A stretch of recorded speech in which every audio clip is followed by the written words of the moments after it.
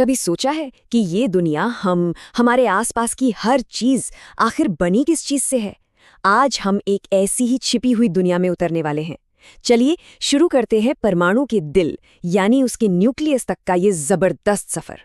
तो चलिए एक ऐसे फैक्ट से शुरू करते हैं जो दिमाग घुमा देगा।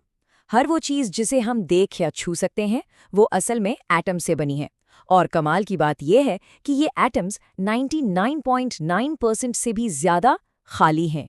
जी हाँ, बिल्कुल खाली जगह। तो सवाल ये उठता है कि भाई अगर सब कुछ इतना खाली है तो फिर ये जो सारा वजन है, जो स्टफ है, वो आता कहाँ से है? बस यही वो पहेली है जिसे हम आज सुलझाने निकले हैं। इस स्केल को समझने के लिए जरा सोचिए, अगर एक एटम एक पूरे क्लासरूम जितना बड़ा हो तो उसका न्यूक्लियस यानी वो जगह जहां उसका लगभग सारा का सारा वजन है, वो उस क्लासरूम के ठीक बीचों बीच रखी छोटी सी पिन की नोक के बराबर होगा। बस उतना सा। तो ठीक है, हमारी तहकीकात का पहला पड़ाव आखिर इस नन्ही सी भारी भरकम चीज के अंदर है क्या? तो जैसा कि हमने बात की, एटम का 99.9% से ज्यादा वजन इसी न्यूक्लियस में है और इसके अंदर हमें मिलते हैं पॉजिटिव चार्ज वाले पार्टिकल्स जिन्हें हम प्रोटॉन्स कहते हैं। लेकिन कहानी यहाँ खत्म नहीं होती। यहाँ एक और रहस्यमय पार्टिकल भी है। और ये पहेली यहाँ और गहरी हो जाती है। जरा हाइड्रोजन के इन अलग अलग रूपों को देखिए। इन सब में प्रोटॉन सिर्फ एक है, लेकिन इनका वजन देखें तो 1, 2 और 3 के अनुपात में है। अब सवाल ये है कि अगर प्रोटॉन एक ही है तो ये एक्स्ट्रा वजन आ कहाँ से रहा है? और यही एंट्री होती है हमारे हीरो की, न्यूट्रॉन।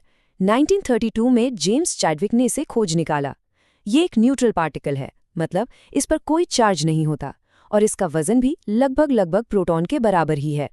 बस यही वो मिसिंग पीस था जिसने आइसोटोप्स के एक्स्ट्रा वजन की पूरी गुत्थी सुलझा दी।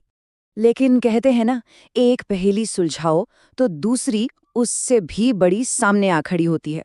और ये रहस्य था गायब होते वजन का। चलिए एक छोटा सा एक्सपेरिमेंट करते हैं। मान लीजिए हम एक ऑक्सीजन 16 का न्यूक्लियस बनाना चाहते हैं। तो हमने 8 प्रोटॉन लिए और 8 न्यूट्रॉन लिए। अब अगर हम इन सब के वजन को अलग अलग जोड़ें तो टोटल आना चाहिए 16.12744 U। सिंपल मैथ्स है ना?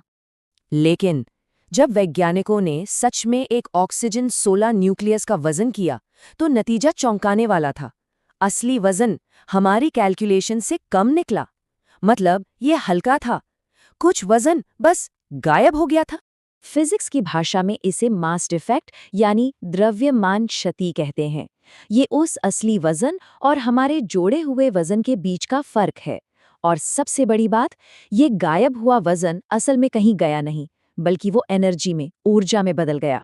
और बस यहीं से दरवाजा खुलता है उस एक इक्वेशन का जिसने इस पूरे रहस्य को सुलझाया और साइंस की दुनिया को हमेशा के लिए बदल कर रख दिया। E=mc²। जी हाँ, आइंस्टाइन का वही मशहूर फॉर्मूला। ये हमें बताता है कि मास यानी वजन और एनर्जी यानी ऊर्जा एक ही सिक्के के दो पहलू हैं। आप मास को एनर्जी में बदल सकते हैं और एनर्जी को मास में। इसी एनर्जी को कहते हैं बाइंडिंग एनर्जी या बंधन ऊर्जा।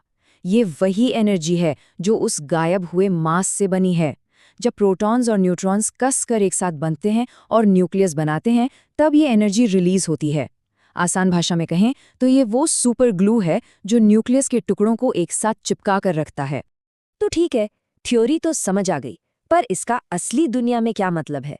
चलिए अब इस कहानी के सबसे दमदार हिस्से पर चलते हैं कि इससे न्यूक्लियर पावर कैसे पैदा होती है।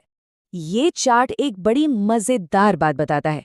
हर न्यूक्लियस एक बराबर मजबूत नहीं होता। जो बीच के वजन वाले न्यूक्लियस हैं, जैसे कि आयरन, वो सबसे ज्यादा स्टेबल यानी स्थिर होते हैं।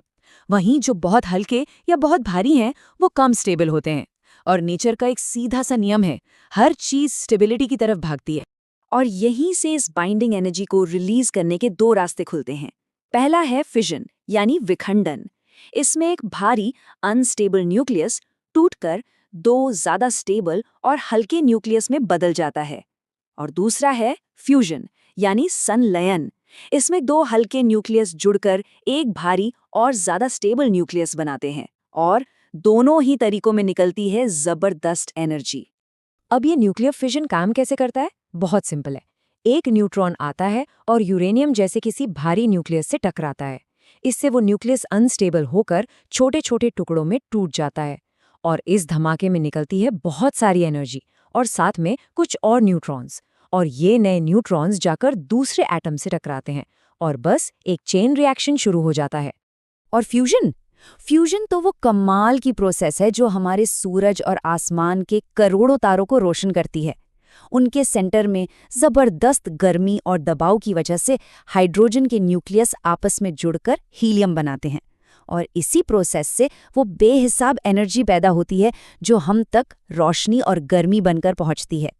तो सवाल ये है कि इन सब बातों का मतलब क्या है, ये हमारे लिए क्यों जरूरी है? देखिए, तारों की शक्ति से लेकर हमारे समाज तक न्यूक्लियस की ये समझ हमारी दुनिया पर बहुत गहरा असर डालती है। देखिए, इसी फिशन की ताकत को हम न्यूक्लियर रिएक्टर्स में इस्तेमाल करके बिजली बनाते हैं, पर अगर यही रिएक्शन कंट्रोल से बाहर हो जाए तो एटम बॉम्ब की तबाही मचाता है। फ्यूजन, जो सूरज की ताकत है, वो भविष्य में हमारे लिए क्लीन एनर्जी का सबसे बड़ा सोर्स बन सकता है। और इस एनर्जी की ताकत का अंदाजा इस बात से लगाइए कि सिर्फ 1 किलो यूरेनियम 1 किलो कोयले से लाखों गुना ज्यादा एनर्जी देता है, लाखों गुना। तो बात आखिर में यहाँ आकर रुकती है। एक छोटे से अदृश्य न्यूक्लियस के अंदर तारों को रोशन करने वाली ताकत छिपी है, अविश्वसनीय शक्ति। तो सवाल हमारे लिए है कि इस जबरदस्त ज्ञान के साथ जो जिम्मेदारी आती है, उसे हम कैसे संभालेंगे? हम इस ताकत का इस्तेमाल कैसे करना चुनते हैं? ये एक ऐसा सवाल है जिस पर हम सबको सोचना चाहिए।